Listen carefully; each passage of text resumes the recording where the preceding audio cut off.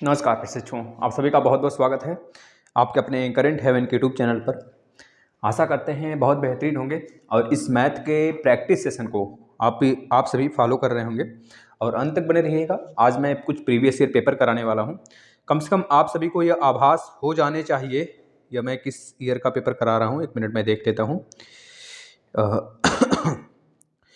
यह है आपका 2000 PRT 1 का है बेटा। ये 2016 का या 15 का पेपर है। 2016 या 15 का पेपर है ना, ये वाला जो मैं करा रहा हूँ। वैसे मैंने सारा पेपर फिर से करा चुके हैं।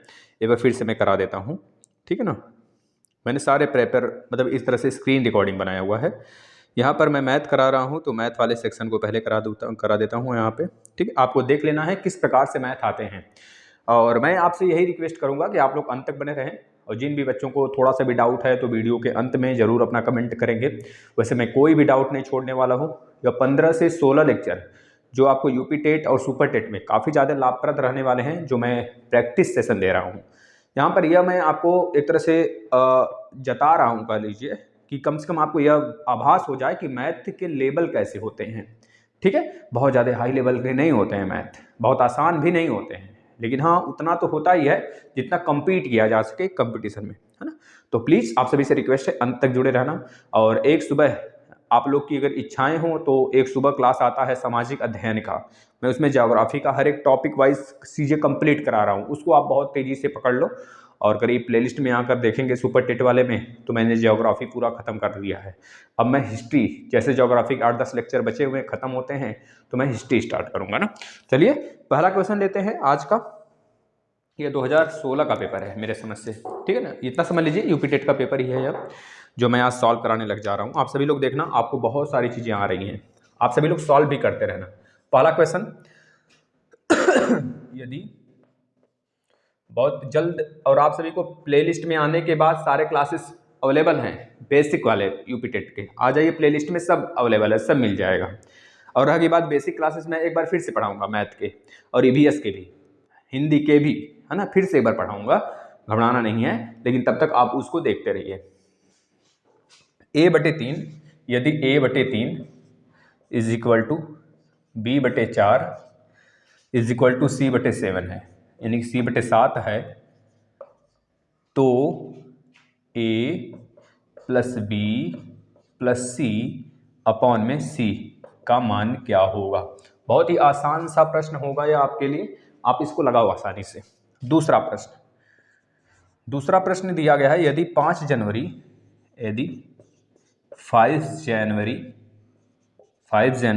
1991 को शनिवार था। देखिए ये आपके रीजनिंग का प्रश्न है, लेकिन मैथ में घड़ी और रीजनिंग आता है, ये घड़ी और डेट आता है। मैं भी इसको भी पूरा मैराथन इसका लिया हूँ, आओगे तो आप देखोगे। तो यदि 5 जनवरी 1991 को शनिवार था तो मार्च 1992 को, मार्च 1900 किस मार्च को, 3 मार्च बेटा।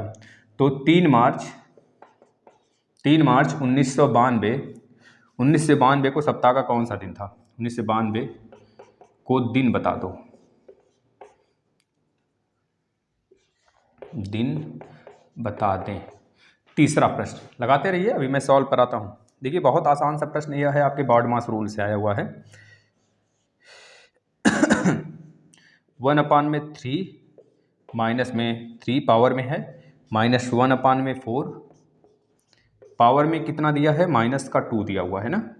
तो इसको आप लोग सॉल्व करेंगे बच्चों, डिवाइड बाई, यह डिवाइडेशन है, यहाँ पर डिवाइड बाई 1/4 के पावर में -3, 1/4 के पावर में -3, इसको डिवाइड किया गया बच्चों इस प्रकार से। इसको सॉल्व करिए। चौथा प्रश्न देखेंगे, चौथा ऑप्शन वाला है तो मैं इसे ऑप्शन से करता हूं। चौथा देखना, 4 प्रश्न को एक बार में मैं लेके चल रहा हूं ना। किसी त्रिभुज की रचना कीजिए, कि एक त्रिभुज की रचना करने के लिए संभव भुजाएं होंगी। एक त्रिभुज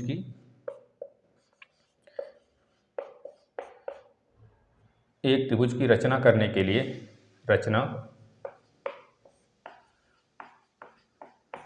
लिए संभव भुजा होगा। संभव भुजाएं कौन कौन सी हो सकती हैं जिससे एक त्रिभुज बनाया जा सकता है, इसका मतलब यह है।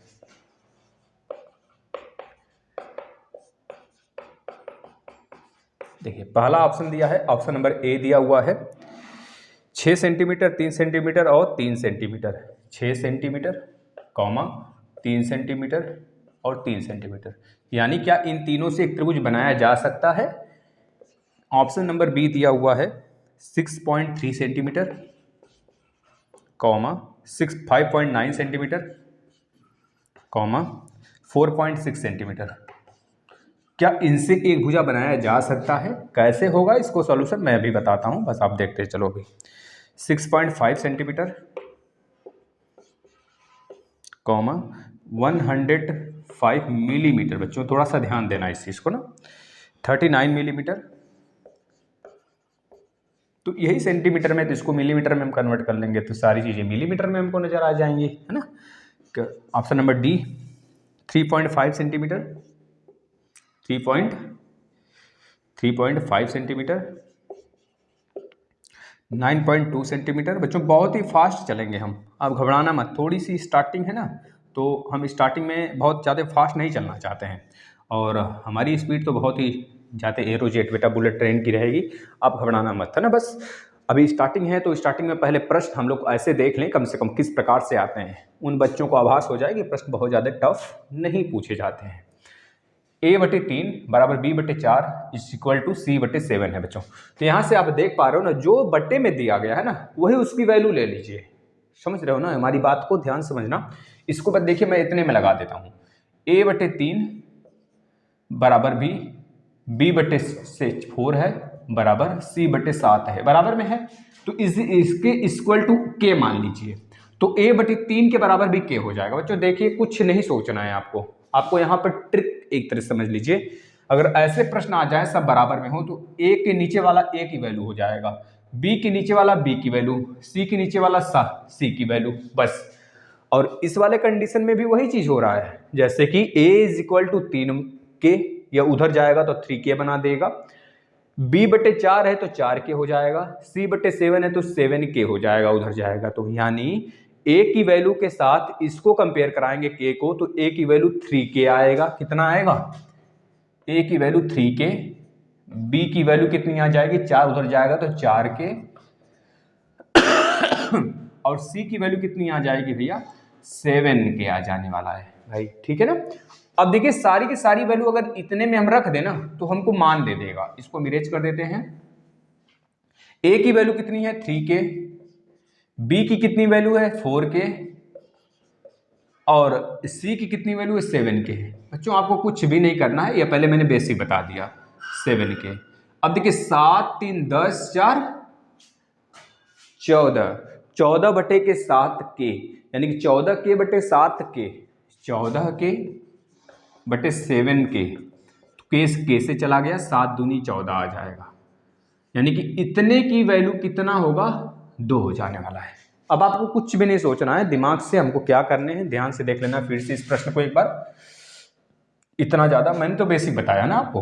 देखिए जो नीचे वैल्यू दिया रहेगा a के प्लेस पे 3 रख देना, b के नीचे 4 है तो b के प्लेस पे 4 रख देना, c के प्लेस पे नीचे 7 है तो 7 रख देना, अपान में c की वैल्यू 7 है तो 7 रख देना, सबको जोड़कर गुणा भाग कर देना, जोड़ घटा देना, 2 आ जाएगा इसका मान। इसका मान कितना आ जाएगा? 2 आ जाएगा, ठीक है ना।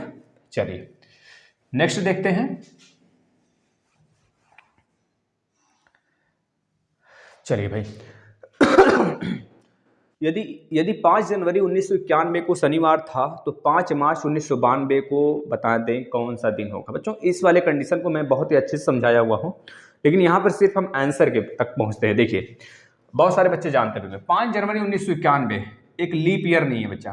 5 जनवरी 1991 एक कोई लीप ईयर नहीं है, ठीक है। और यहाँ पर 3 मार्च 1992 दिया है, तो 1992 वाले ईयर पे हमको जाना है। हम केवल और केवल 5 जनवरी 1992 तक अभी जोड़ते हैं, ठीक है ना। यहाँ तक मैंने जोड़ लिया, यहाँ से लेकर यहाँ तक 1 साल कंप्लीट हो गया। लेकिन इस पूरे को अगर आप देखोगे ना 1992 वाले को, लास्ट के 2 अंक को जब काटेंगे ना बच्चा, तो यहाँ पर क्या आने वाला है? ये लीप ईयर होता है। 1992 क्या होता है? लीप ईयर है। अब देखना 1992 क्या है, लीप ईयर है, तो 92 को 4 से काटना शायद कट जाएगा, कटेगा, कट जाएगा, 4 दूनी 8 और 4 3 12, कट रहा है ना, यानी कि ये लीप ईयर है 1992, लेकिन 1991 नहीं लीप ईयर है। तो लीप ईयर वाला जो होता है महीना वो 29 दिन वाला फरवरी हो जाता है, तो इस वजह से दिन का एक दिन बढ़ जाता है, 6 घंटे बढ़ाकर 4 साल में एक दिन बन जाता है, तो वही लीप ईयर क्रिएट होते हैं।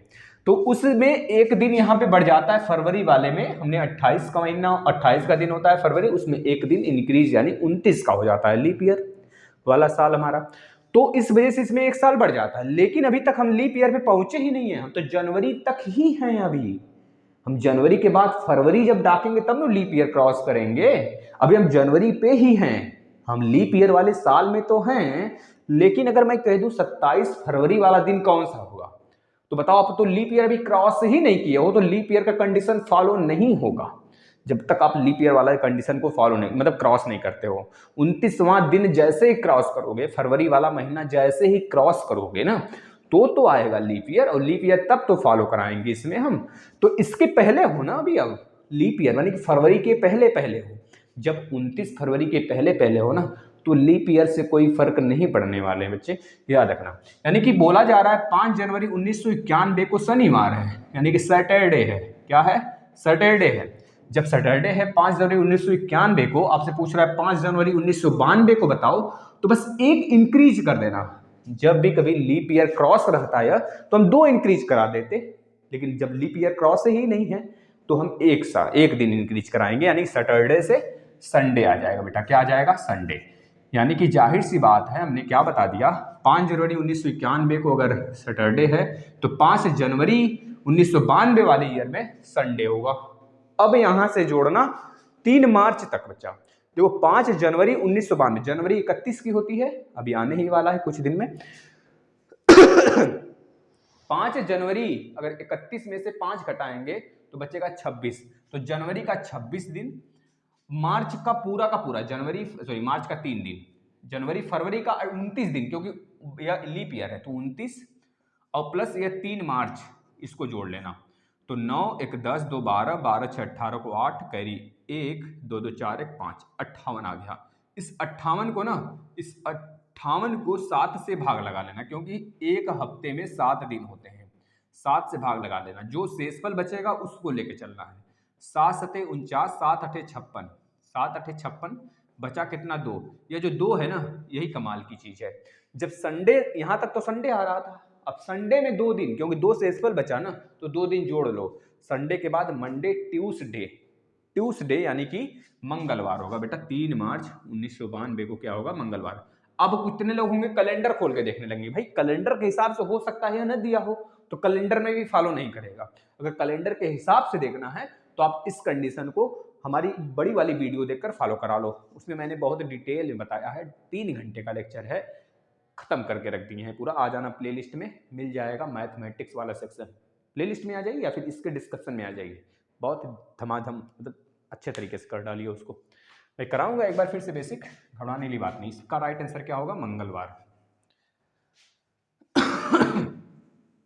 अगले प्रश्न में देखना, इस बहुत ही आसान सा प्रश्न है, देखना 1/3, जब भी माइनस होता है तो उसको उल्टा पलटी करते हैं, इसको उल्टा, क्योंकि पावर में माइनस है, तो 1/3 है तो इसको मैंने 3 के पावर 3 लिख दिया, कोई दिक्कत नहीं, क्योंकि 3 ऊपर गया तो -1 के साथ लेके जाएगा तो माइनस माइनस प्लस कर देगा, यहाँ माइनस है तो माइनस लगा दीजिए, 4 भी एक माइनस लेकर ऊपर जाएगा तो 4 के पावर 2 कर दीजिए, ठीक है ना। इसको फिर से कहो भैया तुम बक्से में हो जाओ।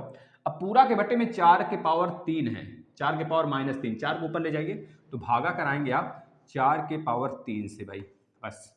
अब इसको सॉल्व करते हैं बच्चों ना, बहुत आसान सा प्रक्रिया है, देखिए 3 त्रिका 9, 3 त्रिका 9 त्रिक 27, ऊपर तो 27 हुआ, 4 चौके 16 -16, 27 में से 16 जाएगा, 4 चौके 16 चौका 64 से भाग करा दीजिए, 27 में से 16 चला गया तो 6 6 12 1 13, 13 बटे 4 है ना, 4 7 3 10 11, 11/64 आपका उत्तर हो जाएगा बच्चा, ये आपका राइट उत्तर होगा इसका ना। चलिए अगले प्रश्न पे आ जाते हैं। देखना ये वाला प्रश्न बहुत ही आसान सा है, जो आपके सामने ये चौथा प्रश्न लिखा हुआ है, या 2016 का पेपर है, बहुत ही आसानी से इसको किया जा सकता था। सारे पेपर को बहुत ही सटीक, मतलब करीब अगर मैं कर दूं अपनी स्पीड से तो 10 मिनट में, मात्र 10 मिनट भी बहुत ज़्यादा होंगे, है ना, 30 के 30 प्रश्न करने में। मात्र उत्तर ही तो बताना रहेगा। एक भुजा, देखो इसको ऑप्शन से आप करोगे। कभी भी कोई भी त्रिभुज बनाने के लिए एक चीज दिमाग में रख लेना, जैसे कि मैं कह दूं 2 सेंटीमीटर आपको दे दिया, एक सेंटीमीटर दे दिया, एक 5 सेंटीमीटर का भुजा दे दिया, मैं कह दिया भाई इससे त्रिभुज बना लो, आप इससे त्रिभुज बना के मुझे दिखा दो, तो मैं जानू तुम, कहता है ना ईर का बच्चा तीर, ई काम करके दिखा दो, तो कहना आ जाओ अब ई करके दिखाते हैं हम।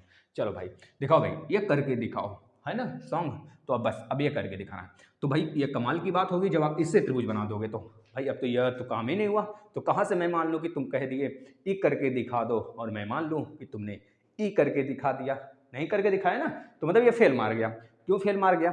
जैसे मैं कह दूं कि सबसे बड़ा वाला भुजा 5 सेंटीमीटर का, मैं 5 सेंटीमीटर यहाँ पे बजा भैया बना दिया 5 सेंटीमीटर। अब 2 सेंटीमीटर का जब मैं स्केल लिया तो भाई इतना आया, अब 1 सेंटीमीटर का लिया तो इतना ही आया, तो कहाँ बना? ये बना भाई, नहीं बना त्रिभुज ना, ये त्रिभुज बना दिए, नहीं बनाया त्रिभुज। अब त्रिभुज बनाने के लिए कंडीशन देख लीजिए, जैसे मैंने 4 ले लिया, 5 ले लिया और 3 ले लिया, बच्चा इससे निश्चित रूप से त्रिभुज बन सकता है, 100% श्योर है त्रिभुज बनेगा। कैसे आप कह दिए सर जी? तो देखना कंडीशन क्या कहता है, इसमें से त्रिभुज के 3 भुजा होते हैं भाई, त्रिभुज के 4 भुजा तो नहीं होते हैं, किसी सबको पता है। किसी भी नंबर को, किसी भी 2 नंबर को लेकर अगर जोड़ा जाए ना, तो बचे हुए नंबर से हमेशा बड़ा आना चाहिए, समझे ना। इस तीनों भुज मतलब त्रिभुज के तीनों साइड में अगर हम लोग देखें तो किसी भी 2 साइड को पकड़ लिया जाए, किसी भी 2 साइड को पकड़ लिया जाए और किसी भी 2 साइड को जो पकड़े हुए उसको जोड़ दें अगर, तो बचे हुए साइड से हमेशा बड़ा आनी चाहिए, तब वो त्रिभुज को एक तरह से क्या करेगा, वेरीफाई करेगा और सिद्ध करेगा। यानी कि 5 4 9 3 से बड़ा, 5 3 8 4 से बड़ा, 4 3 7 5 से बड़ा आ रहा है हर बार ना, तो बस वही चीज इसमें देखना है। देखना 3 3 6 भाई बराबर आ गया इसके, तो मतलब इससे त्रिभुज नहीं बनेगा। 10 और मतलब इस पहले 6.5 सेंटीमीटर है, इसको पहले मिलीमीटर में बदल दो, तो भाई 1 सेंटीमीटर बराबर 10 मिलीमीटर होता है, 10 मिलीमीटर होता है 1 सेंटीमीटर बराबर, तो इसमें गुणा करोगे तो हो जाएगा 65 मिलीमीटर। तो इसके जगह पे हम इसको हटाकर यहाँ पे मिलीमीटर लिख देते हैं, बताओ ठीक है। अब सही है, अब देख लो इधर भी सेंटीमीटर, कोई मिलीमीटर तो नहीं है, नहीं सब ठीक है। अब ये मिलीमीटर में हो गया। ठीक है, देखिए इसको पहले जोड़ लीजिए, सबसे बड़े बड़े को हम जोड़ लेते हैं, सबसे अच्छा छोटे छोटे को जोड़ लेते हैं, इन दोनों को जोड़ते हैं, क्या ये बड़ा इससे बड़ा आएगा बिल्कुल। 5.9 4.6, 5 4 9 9 9 1 10 10.5 भाई बड़ा आ गया, ठीक है। इन दोनों को जोड़ोगे इससे बड़ा आएगा, बिल्कुल सटीक बात है। इन दोनों को जोड़ोगे इससे बड़ा आएगा, मतलब कि यह तुम्हारा इससे बन सकता है भाई, इससे तो बन सकता है, बन गया, वही राइट उत्तर होगा। अब इसको देखना जरा, 65 39 को जोड़ना जरा, इससे बड़ा आएगा क्या? नहीं आएगा। 60 और इसमें इसको दोगे 140 104 आ रहा है, तो मतलब जाहिर सी बात 105 से छोटा होता है 4, 104, तो ये कैंसिल कर लो, इससे नहीं बनेगा। 3.5 और 5.3 को जोड़ो, 5 3 8 8.8 आ गया, 8.8 आ गया, मतलब इससे भी नहीं बनेगा। राइट उत्तर आपका यह वाला होगा, ठीक है। समझ में आया ना? थोड़ी सी डिटेल में जा रहे हैं बच्चों अभी, क्योंकि स्टार्टिंग है, ये तो बहुत सारे बच्चों को नहीं समझ में आएगा ना, जो नए नए होंगे। मैं चाहता हूँ कि नया वाला भी साथ चले भाई, जो पुराने हो तो प्रैक्टिस कर ले, नहीं आता है तब तो मैं तो भी बेसिक कराऊंगा ही, कहीं घबरा रहे हो, नहीं तो बेसिक आप प्लेलिस्ट में जाके कर सकते हैं, ठीक है बच्चों। चलिए नेक्स्ट 5 प्रश्न लिखते हैं, आप लोग सॉल्व करिए। मतलब कि 5वें नंबर का प्रश्न है, √3 रूट में 3 कॉमा, ये बेटा क्यूब रूट है, क्यूब रूट अंदर 4 दिया गया है और यह है 4। बेटा देखिए इसमें इंग्लिश में भी दिया है, तो मुझे आरोही अवरोही में नहीं समझ में आता, आरोही अवरोही मैं पर्सनली बताऊं तो आरोही अवरोही मुझे कंफ्यूजन कर देता है, तो मैं असेंडिंग और डिसेंडिंग समझ लेता हूं, क्योंकि इस पेपर में आप देखना, ये पेपर है आपके सामने, इस पेपर में यहाँ पे मैं पेपर जो खोला हुआ हूँ इसमें असेंडिंग और डिसेंडिंग, एक तरफ इंग्लिश एक तरफ हिंदी रहता है, तो समझ सकते हो आप वहाँ पे। असेंडिंग का मतलब बढ़ना, तो बोला कि इसको बढ़ते हुए क्रम में लगाओ, असेंडिंग ऑर्डर, असेंडिंग ऑर्डर, जिसको असेंडिंग आ गया डिसेंडिंग अपने आप निकाल लेगा, ठीक है ना।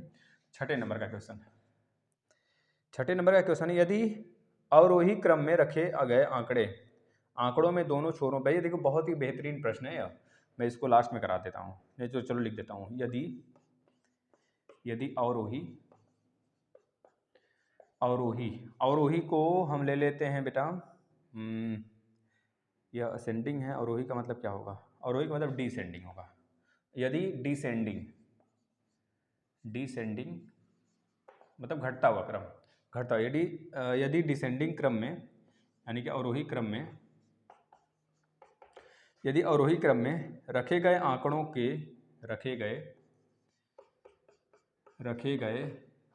के आप सभी लोग प्रश्न लिखते रहिए, आंकड़ों के बस डेली इस सेशन को ज्वाइन कर लेना। कभी प्रीवियस ईयर कराऊंगा, कभी एक्सपेक्टेड क्वेश्चन कराऊंगा, कम से कम 20-25 तो टेस्ट दे देता हूं पहले 1 महीने तक आपको, फिर इसके बाद मैं बेसिक मात्र 20 दिन में खत्म कर दूंगा। घबराने वाली बात नहीं, मैराथन लगाऊंगा।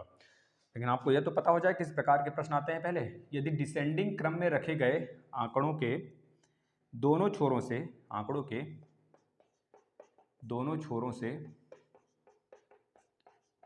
छोरों से प्रेक्षण हटाए जाते हैं,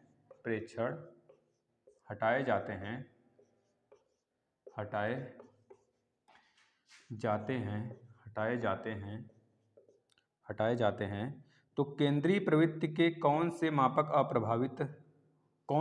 प्रभावित होते हैं? तो केंद्रीय प्रवृत्ति के कौन से मापक प्रभावित होते हैं बेटा, इसमें ऑप्शन लेना जरूरी है। ऑप्शन ए दिया है आपको, माध्य और माध्यक क्या प्रभावित होगा। कितने बच्चों को तो प्रश्न ही नहीं समझ में आए होंगे। बहुलक और माध्यक बेटा, बहुलक और माध्यक क्या यह प्रभावित होगा?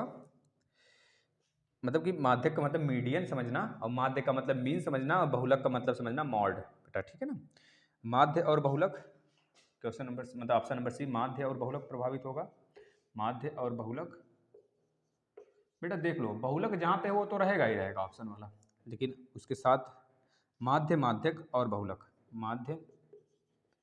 माध्यक और बहुलक।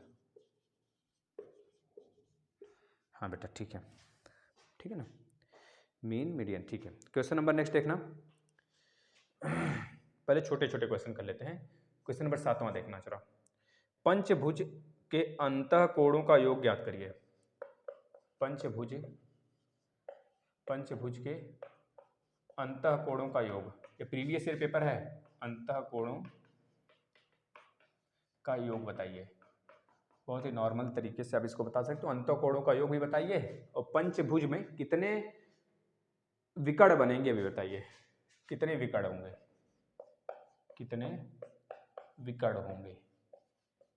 होंगे, ये दोनों बता दीजिए आप। क्वेश्चन नंबर 8, एक खंबे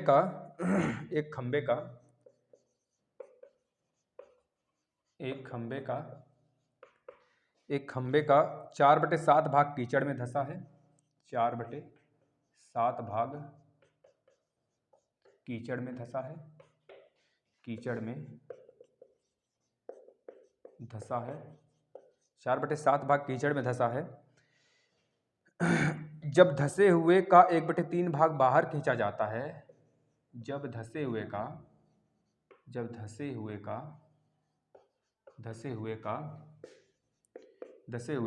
1/3 भाग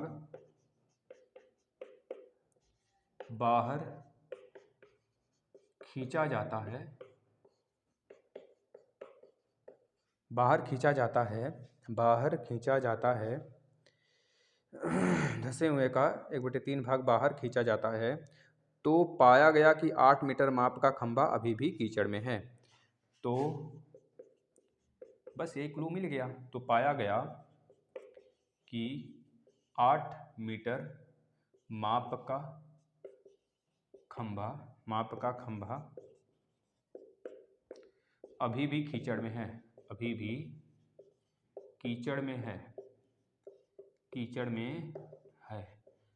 कीचड़ में है। खंबे की पूरी माप क्या थी? खंबे की पूरी माप बताओ। पूरी माप क्या है बच्चों? क्या है? देखिए जो पहला क्वेश्चन है ना, बहुत ही आसानी सा, हम पहले इस वाले को, बड़े वाले को सल्टा देते हैं ना, कहीं से कट पिट तो नहीं रहा होगा ना। मैं एक बार चेक कर लेता हूँ, आप लोग स्क्रीनशॉट लेना है तो ले सकते हैं बच्चों। भगवान प्रभु की दया से सब कुछ तो सही है, नॉर्मल है। जब तक महाकाल हैं तब तक हम तो खुद कालों के काल हैं बेटा। जब महाकाल हैं तो देखो, जो अनाथ है ना, अनाथों के देवता श्री शिव जी हैं। तो बस समझ लो कि फिर क्या ही दिक्कत है। जिसका कोई नहीं रखवाला है, जिसका कोई फिक्र नहीं करने वाला, उसका हमारे महाकाल है।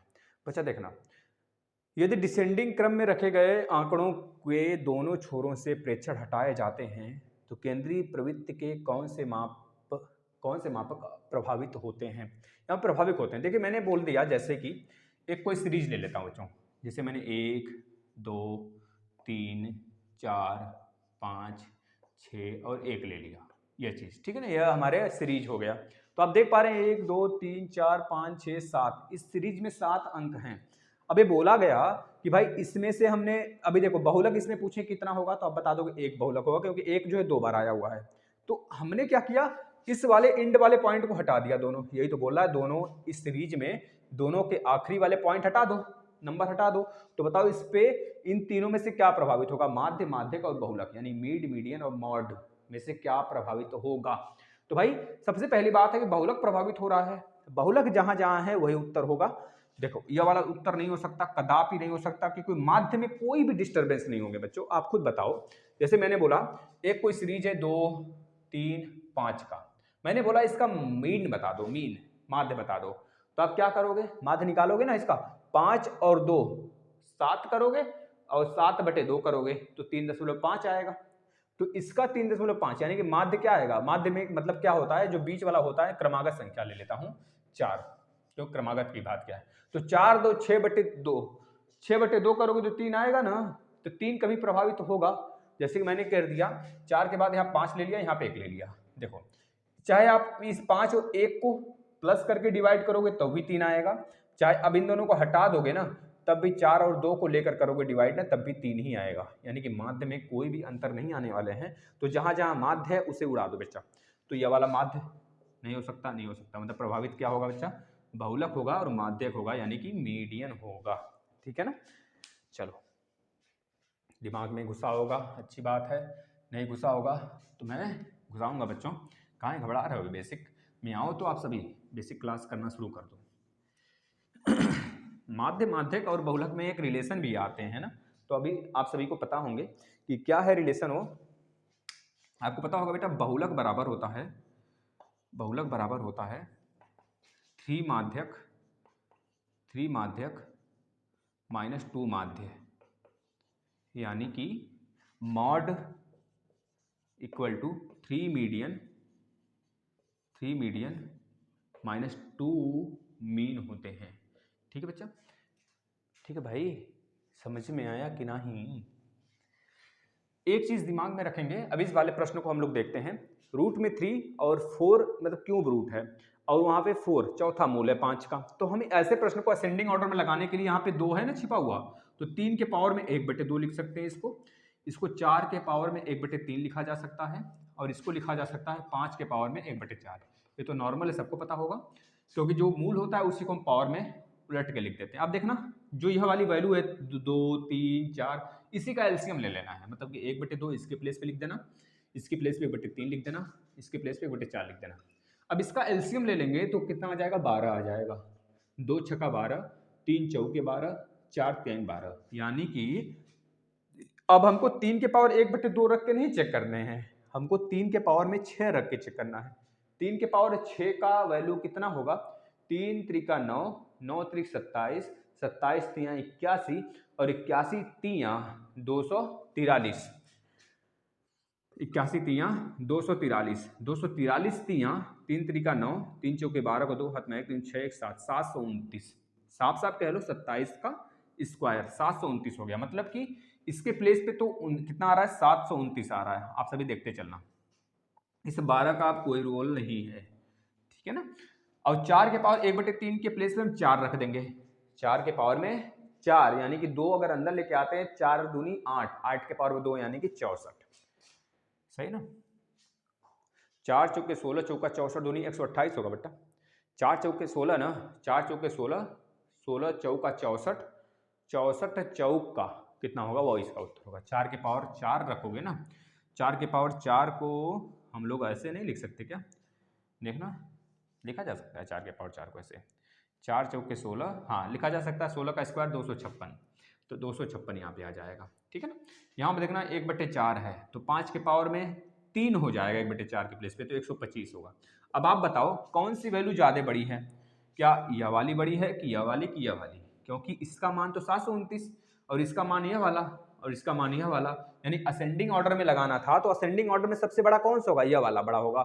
सबसे छोटा कौन सा होगा? यह वाला। यानी कि बढ़ते क्रम में लगाना है तो सबसे पहले आपको लिखना होगा यह वाला, आपको ऑप्शन मिलेगा, उससे बड़ा यह वाला और सबसे बड़ा यह वाला, ठीक है बेटा, यह आपकी सबसे बड़ी वैल्यू होगी। ऐसे लगाएंगे हम पूरे के पूरे वैल्यू को, देख रहे हो ना आप सभी। चलो ये आपका उत्तर होगा। ऑप्शन में यह वाला अगर दिख गया ऐसा चीज तो हम लगा देंगे उत्तर। अगले प्रश्न पे चलते हैं। नेक्स्ट प्रश्न देखिए क्या है। पंचभुज के अंतःकोणों का योग और उसके विकर्णों की संख्या कैसे निकालते हैं? हमने फॉर्मूला बताया हुआ है। 5 भुजा है, कोई 5 भुजा वाला आकृति है, 1 2 3 4 5, अच्छा डायमंड लग रहा है ना, कोई बात नहीं, डायमंड भी आएंगे हाथ में। पहले तो पेपर निकालने हैं हमें सुपर टेट के। देखिए यहाँ से यूपी टेट सुपर टेट दोनों आपके प्रैक्टिस होंगे, क्योंकि यूपी टेट का बिल्कुल सेम सिलेबस सुपर टेट में होगा ना, तो आप बहुत ही आसानी से क्रैक करोगे। पंचभुज के अंतःकोणों का योग बताइए। देखिए भाई ये 5 भुजा हैं इसमें, तो 5 भुजा के लिए मैंने एक फार्मूला बताया था, बेसिक क्लास देखोगे जो, तो 2n-4 into 90 equal to theta. कोई सी भी भुजा हो, कोई भी रेक्टेंगल हो, कोई भी रेक्टेंगल हो, कोई भी आकृति हो, कितनी भी भुजा वाली क्यों हो, 10 20 40 100 2 लाख 3 लाख 4 लाख, कोई भी आकृति हो, अगर उसमें बोले कितने अंतःकोणों का योग बन रहा है ना, तो इसको फॉलो कर लेना मेरे भाई। तो आप देखना 2n-4 into 90 equal to theta, यानी ये पूरे अंतःकोणों का एडिशन देगा। n मतलब भुजाओं की संख्या, तो 2 गुणे ये भुजा की संख्या 5 माइनस में 4 इंटू 90, 2 पचे 10, 10 माइनस में 4 इंटू 90, 10 में से 4 गया बचा तो 6 बचा 90, यानी 6 9 54, 540 डिग्री टोटल बनेगा इस वाले में। लेकिन एक चीज और क्वेश्चन पूछा है, विकर्णों की संख्या बता दीजिए इसमें। तो विकर्णों की संख्या के लिए फॉर्मूला होता है n इंटू n माइनस 3 अपान में 2। n की वैल्यू भुजाओं की संख्या, भुजा कितनी है 5, तो 5 माइनस 3 बट्टे के 2, 5 में से 3 गया 2, यानी कि 5 गुणे 2 बट्टे के 2, 2 2 से कैंसिल 5। अब इतना बड़ा कैलकुलेशन नहीं करोगे, आप मन में करोगे। 5 है, 5 में से 3 जाएगा तो 2, 2 नीचे है, 2 2 कैंसिल बचा 5, तो 5 एकम 5, राइट आंसर 5। यानी कि इस 5 भुजा वाले में कितने विकर्ण होंगे? 5 विकर्ण होंगे। अगले प्रश्न पे चलते हैं। देखना ये थॉट बेस्ड क्वेश्चन पूछे जाते हैं। ये वाला जो क्वेश्चन है थॉट बेस्ड है, आपकी मानसिक योग्यता से किया जाता है इस प्रश्न से। देखिए बस आपकी सोचने की क्षमता कितनी है, इस प्रश्न का मतलब यही होता है। एक खंबे का 4/7 भाग कीचड़ में धंसा हुआ है। जब एक खंबे का 4/7 भाग धंसा हुआ है तो यानी कि 7 में से 4 भाग धंसा है। समझ रहे हो हमारी बात को कि नहीं? एक खंबे का 4/7 भाग धंसा है, मतलब टोटल वो खंबा 7 भाग वाला है, 7 भाग में से 4 भाग धंसा है, यानी 3 भाग तो ऊपर है, यानी कि 4/7 भाग धंसा हुआ है तो कितना ऊपर है? 3/7 भाग यह ऊपर वाला है, यह धंसा वाला है।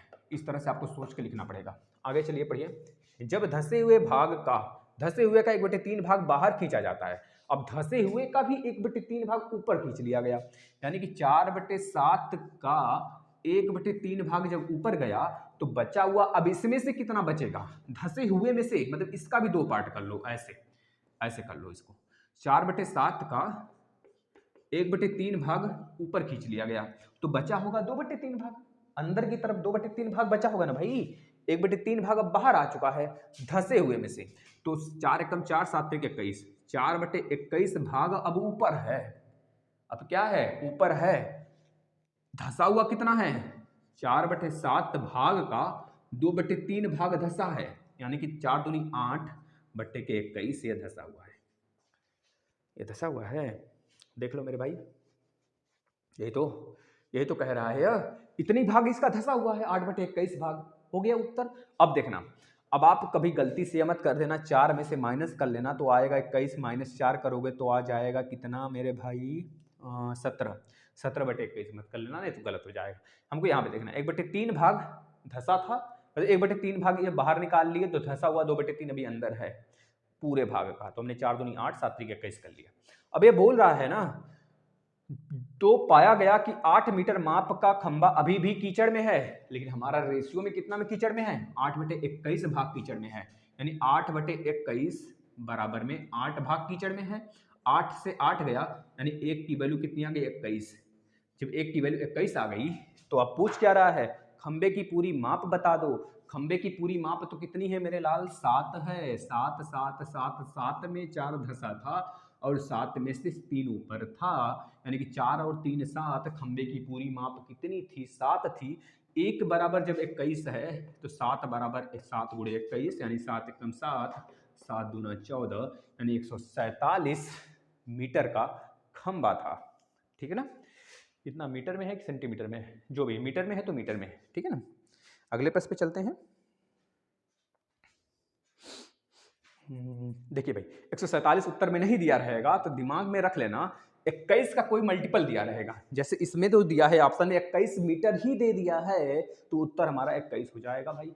ठीक है ना, समझ में आ रहा है कि नहीं आपको चीजें, क्योंकि 21 का मल्टीपल होगा, फिर दिमाग में रख लेना। अगले प्रश्न पे चलते हैं। देखिए बहुत ही शानदार सा प्रश्न आपके सामने टाइम एंड वर्क का आ रहा है, और ऐसे प्रश्न मैं बहुत ही धुआंधार तरीके से, मतलब कि और बहुत ही बेहतरीन तरीके से कराया हूँ। एक बार फिर से बेसिक कराऊंगा। अभी फिलहाल में आप सभी वहाँ पे जाकर विराजमान हो जाइए। प्लेलिस्ट मतलब इस डिस्क्रिप्शन में भी मिल जाएगा आपको सारे के सारे क्वेश्चन। देखिए बहुत ही नॉर्मल सा, बहुत ही अच्छा सा प्रश्न है टाइम एंड वर्क का। कौन सा नंबर का प्रश्न होगा देख लेना। ए और बी किसी काम को 12 दिन में करते हैं। ए और बी किसी काम को 12 दिन में 12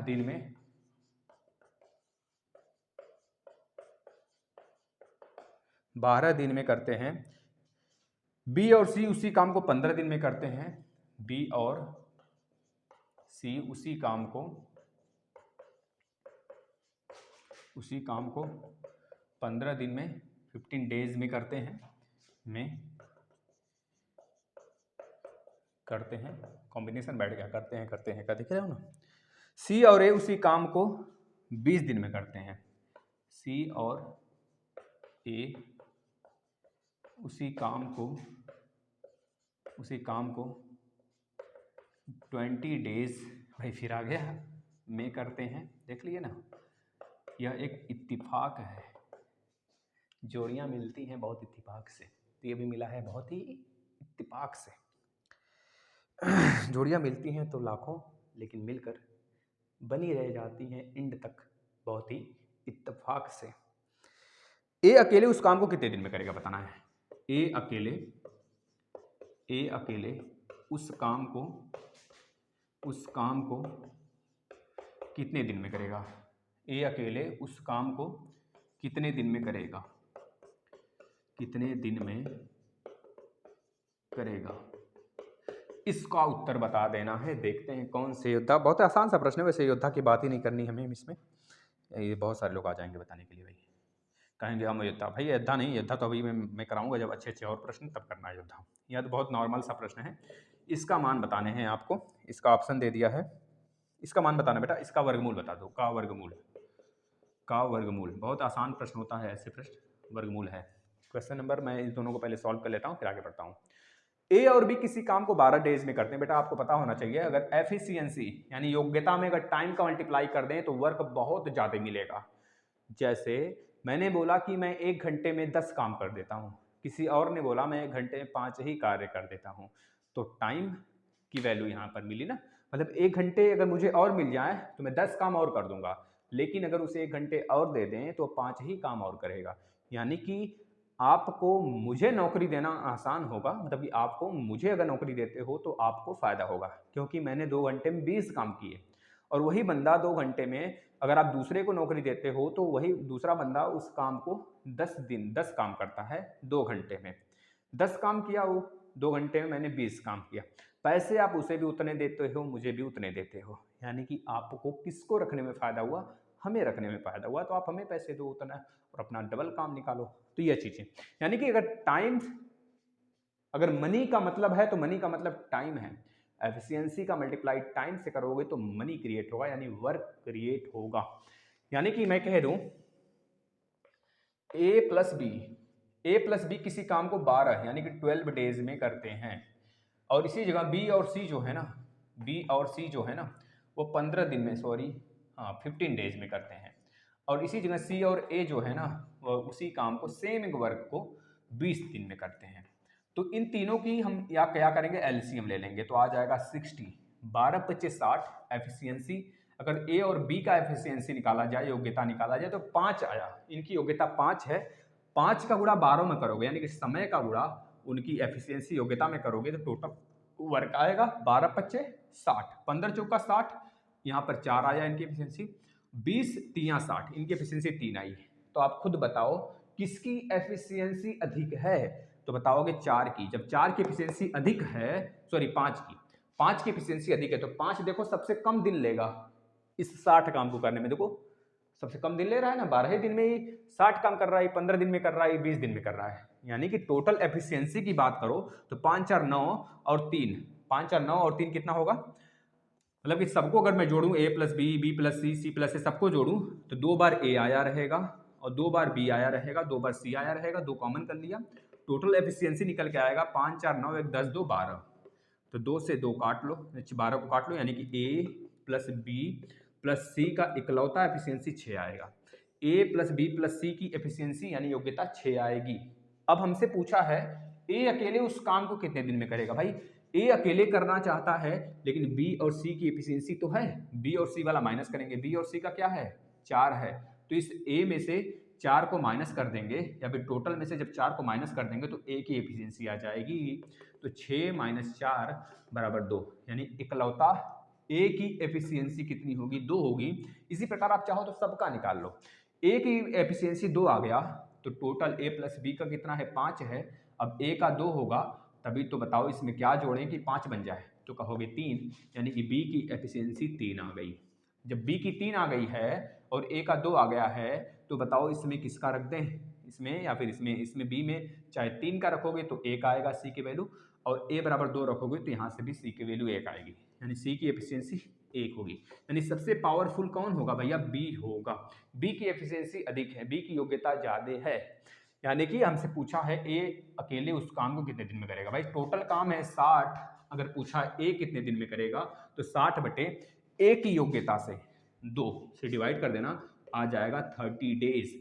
अगर पूछा रहता बी कितने दिन में करेगा तो 60 बटे 3 कर देना, आ जाता 20 दिन। अगर पूछा रहता सी कितने दिन में करेगा तो 60 बटे 1 कर देना, आ जाता 60 दिन। ठीक, छाप लीजिए, आगे चलते हैं नेक्स्ट प्रश्न पे।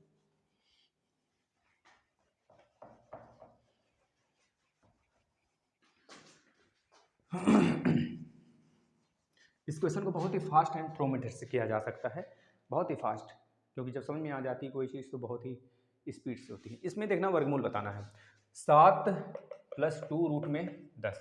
बेटा इसको तोड़ो पहले, इसको अगर हम देख रहे हैं ना, यहाँ पर हमको देखने को मिल रहा है 5 × 2, यानी कि इसको हम √5 का स्क्वायर और प्लस √2 का स्क्वायर बराबर 7 लिख सकते हो कि नहीं। देखो इस रूट स्क्वायर करोगे तो 5 बाहर आएगा, इसको स्क्वायर करोगे तो 2 बाहर आएगा। सोचो ऐसा कि बन जाए यार तुम्हारे जैसा नहीं, वर्गमूल बनाना है तो वर्गमूल बनाओ भैया, वर्ग बन जाए, समझ रहे हो ना। तो भैया यह इसका रूट निकालना है हमको ऐसे, तो बताओ अब यह रूट के अंदर चलेगा ऐसे, तो हमने 7 को जो ब्रेक किया, √5 √2 के स्क्वायर में फिर से 7 हो गया।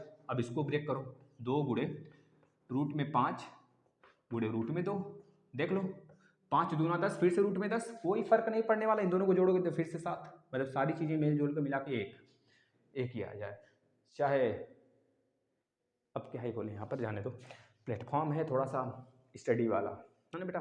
देखना 5 √5 का स्क्वायर, आप देख लो a का स्क्वायर प्लस b का स्क्वायर प्लस 2a × b, यानी कि √5 प्लस में √2 का होल स्क्वायर बना ना। तो बस √5 और √2 का होल स्क्वायर हो तो एक बाहर आ जाएगा, √5 प्लस √2 इसका उत्तर होगा। इसका उत्तर क्या होगा, √5 प्लस √2। चलते हैं नेक्स्ट प्रश्न पे। भाई टाइम ओवर हो रहा है क्या? मैं समय देखता हूँ थोड़ा सा, वॉच भी नहीं पहना हूँ। 45 मिनट हो गया यार, ज़्यादा समय हो गया बच्चा। चलिए कोई बात नहीं, थोड़ा सा फास्ट चल लेते हैं, कुछ जो क्वेश्चन बचा हुआ है। एक वर्ग एक समबाहु त्रिभुज की एक भुजा उभयनिष्ठ है। क्वेश्चन नंबर देखना, एक वर्ग और एक समबाहु एक वर्ग और एक समबाहु त्रिभुज की एक भुजा उभयनिष्ठ है, कि एक भुजा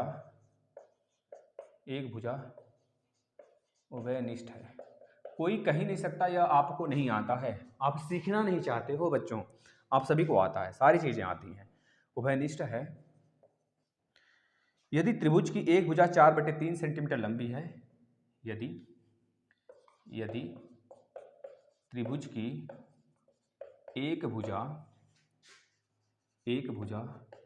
यदि त्रिभुज की एक भुजा 4/3 सेंटीमीटर लंबी है, फटाफट एक बार शेयर जरूर कर देना जो लंबी है, तो इस आकृति का माप बता दो। तो इस आकृति की माप,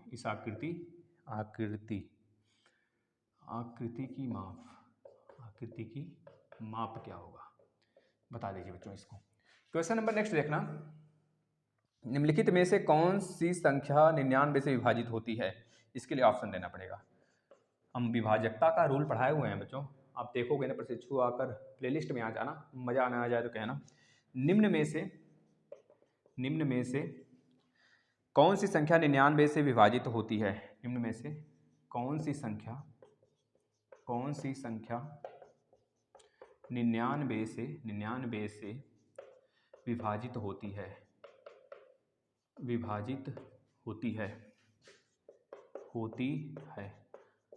ऑप्शन ले लेना इसमें बच्चों, क्योंकि बिना ऑप्शन के नहीं होगा।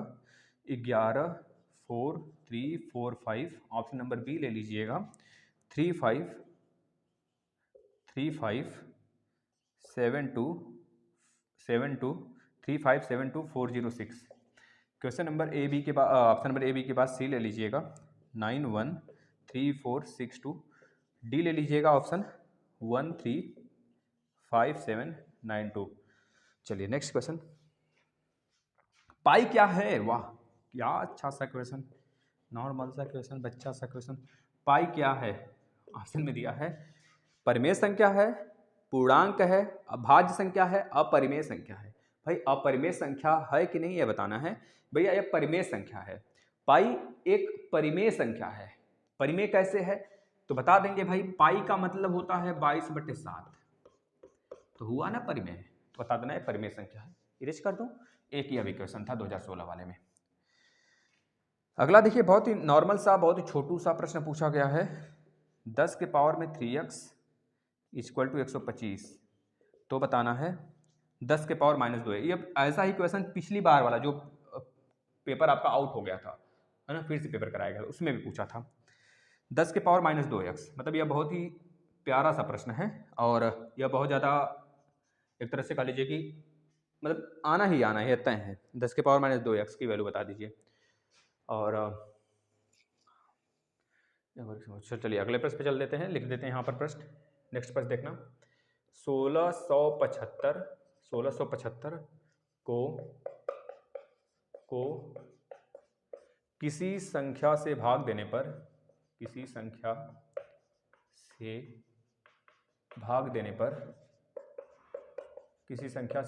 पर भागफल 167 तथा शेषफल 63 प्राप्त होता है।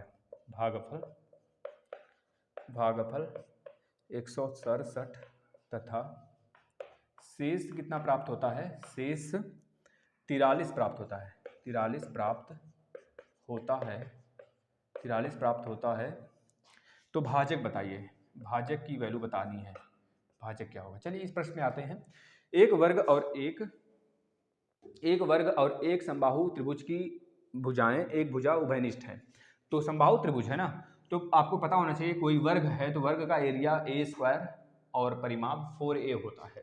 लेकिन अगर कोई त्रिभुज है तो त्रिभुज का एरिया कितना होता है? √3/4 भुजा का स्क्वायर। ऊंचाई कितनी होती है, √3/2 इंटू भुजा, यह होती है उसकी ऊंचाई। परिमाप कितना होता है, तीनों को जोड़ दोगे, हमेशा तीनों का जोड़ के ही तो परिमाप निकाला जाएगा। तो एक वर्ग और एक समबाहु त्रिभुज की एक भुजा उभयनिष्ठ है। तो मैं बना लेता हूँ इस प्रकार से कुछ ऐसे बना लेता हूँ। यह एक वर्ग है, इसमें एक मैं उभयनिष्ठ करता हूँ। क्या उभयनिष्ठ कर दूँ, उभयनिष्ठ होगा तो भाई ऐसे ही तो होगा, एक भुजा उभयनिष्ठ हो गया, ऐसे ही बना कुछ। यदि त्रिभुज की एक भुजा 4/3 सेंटीमीटर लंबी है, यदि त्रिभुज की कोई एक भुजा, भाई ये समबाहु त्रिभुज है ना, समबाहु त्रिभुज है तो 4/3 सेंटीमीटर लंबी का है या 10 सेंटीमीटर लंबी का है तो 4/3 सब होंगे, 4/3 सब होंगे। और यह एक वर्ग है तो 4/3 यह वाला भी होगा, 4/3 यह वाला भी होगा, 4/3 यह वाला भी होगा, बस हो गया क्लू। तो आकृति की माप बताइए, मतलब परिमाप पूछ रहा है, सबको जोड़ दो बच्चों। देखिए 4/3 तो कॉमन नहीं करेंगे अब ना हम, 4/3 मुझे बाहर का जोड़ना है ना, ऐसे जोड़ना है, ऐसे जोड़ना है, इसका कोई मतलब रहा, ये तो पूरी आकृति बनी ना, बाहर बाहर आपको जोड़ना है, ये चीज दिमाग में रख लेना। यह मत इसको करना, इसको भी जोड़ दो, या फिर 2 बार मत इसे जोड़ देना, इसका कोई वैल्यू नहीं अब है, हमको बस ऐसे जोड़ना है, ऐसे जोड़ना है, ठीक, इस आकृति को जोड़ना है। तो इस आकृति की माप क्या होगी भाई, देख लो, या फिर कह लो मैं बीच वाला इरेज कर दूँ। अब बता दो, जोड़ो। पहले कितने हैं देखो, जोड़ने का तरीका 1 2 3 4 5, क्योंकि सब सेम है तो 5 5 गुणे 4/3 कर लेना, 5 चौके 20/3 आपका उत्तर हो जाएगा, जो कि ऑप्शन में दिया है। ठीक है ना। नेक्स्ट देखना, इसको देखना भाई, आपको 11 से विभाजकता का रूल पता होना चाहिए, तो आसानी से इसको कर सकते हैं। और 9 का विभाजकता का रूल पता होना चाहिए। 11 से विभाजकता का रूल होता है, जैसे कि 1 3 3 1 दे दे, तो आपको सम संख्या वाले का एडिशन और विषम संख्या वाले का एडिशन, सम संख्या मतलब एक एक छोड़कर ऐड कर लीजिए, जो बचा हुआ अब उसको ऐड करके दोनों का सबट्रैक्शन करा दीजिए, तो 0 आ जाना चाहिए या फिर 11 आना चाहिए, तो वह 11 से कट जाएगा।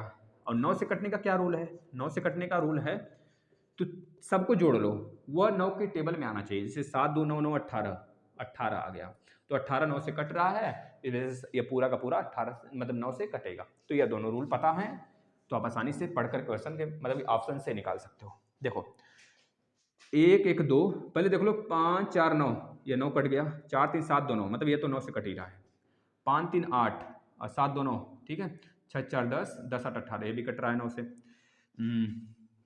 इसको देखो 11 से भी कट रहा है क्या, 4 1 5 5 4 9 5 3 8 1 9, भैया यही उत्तर हो जाएगा हमारा, लग रहा है 99 से विभाजित है, यही उत्तर है। आगे देखना, तो 7 3 10 10 4 14 14 और 6 20, ठीक है, 5 2 7, मतलब ये नहीं होगा। इसको देखना जरा, ये 9 9 1 10 2 12 12 और 6 18 4 1 5 2 7, ये भी नहीं होगा। 5 1 6 9 6 15 7 3 10 दोबारा, ये भी नहीं होगा, ठीक है ना। हमारा उत्तर क्या होगा, ये वाला। इसको देखना, 10 के पावर 3x इक्वल टू 125, तो 10 के पावर जब 3x बराबर 125 है, आपको पता होना चाहिए, हमको पूछ रहा है 10 के पावर -2x, तो इसको 10 के पावर -2x बना लो ना, बात खत्म। इसको बना लो, उधर वाला अपने आप बनेगा। देखो कैसे, इसको हम यक्स को रहने देते हैं, यक्स से कोई छेड़खानी नहीं करते, यहाँ पर यक्स रहने दिया हमने, पावर में 3 लिख दिया, बताओ कोई फर्क पड़ा, कोई फर्क भी नहीं पड़ा, इस चीज को दिमाग में रखना है।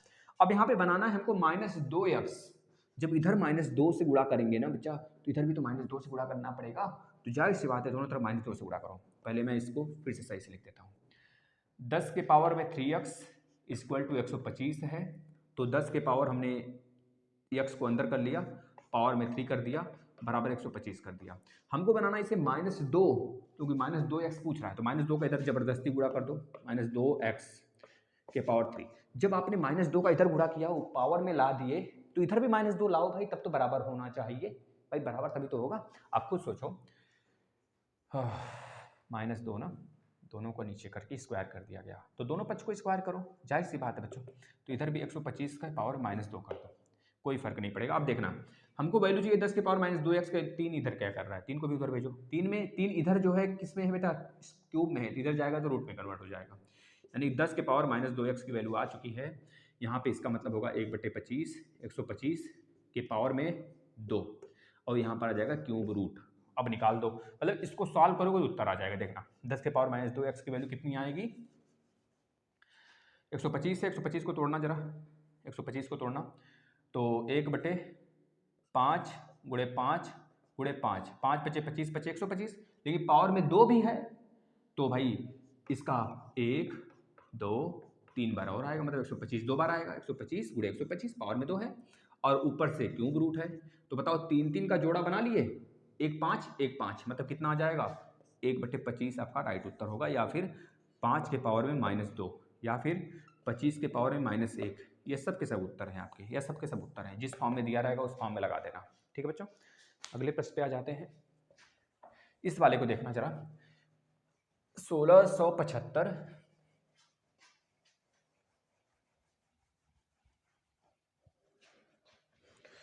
16,075 को किसी संख्या से भाग देने पर भागफल इतना बचता है।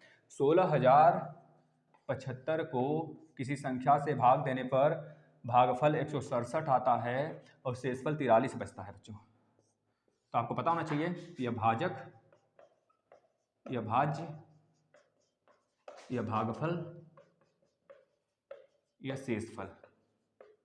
शेषफल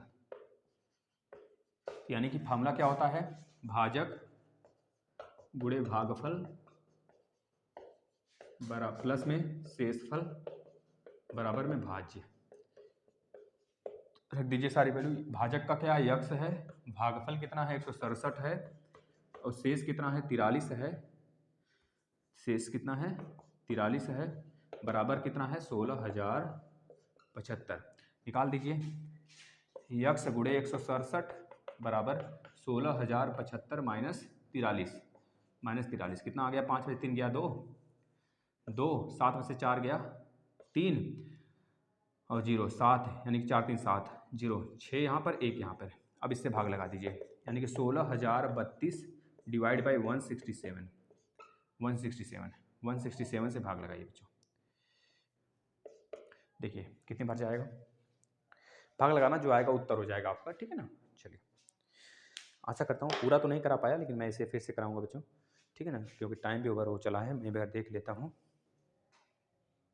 हाँ बच्चों, ज़्यादा समय हो जाएगा, नहीं तो 1 घंटे होने वाले हैं। कहो तो मैं आपको कुछ प्रश्न दे देता हूँ, उसी में से आप इसको कर लेना। कल मैं अगला पेपर कराऊंगा, नहीं तो इसमें जो बचा हुआ है ना क्वेश्चन उसको कराऊंगा। उसको कराने के बाद मतलब साथ में मैं कई पेपर डाउनलोड किया हूँ, सारे पेपर मैं निकाला हूँ भाई नेट से, उस सारे को मैं कराऊंगा बच्चों ना। इसका उत्तर आएगा शायद 96 आएगा, देख लेना।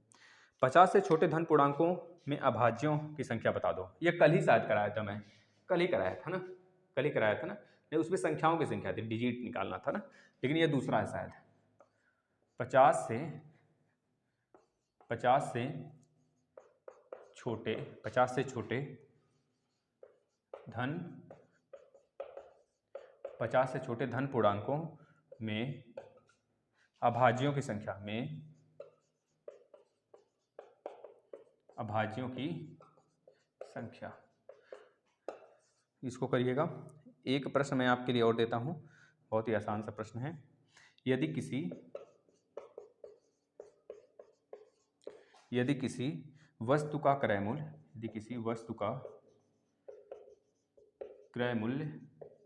यदि किसी वस्तु का क्रय मूल्य मतलब कि कॉस्ट प्राइस बेटा, जिससे आप खरीदते हो, मतलब जिससे आप खरीदते हो कोई चीज़, कॉस्ट प्राइस, उसके विक्रय मूल्य का 3/2 है। उसके विक्रय मूल्य का, यानी कि सेलिंग प्राइस का विक्रय मूल्य का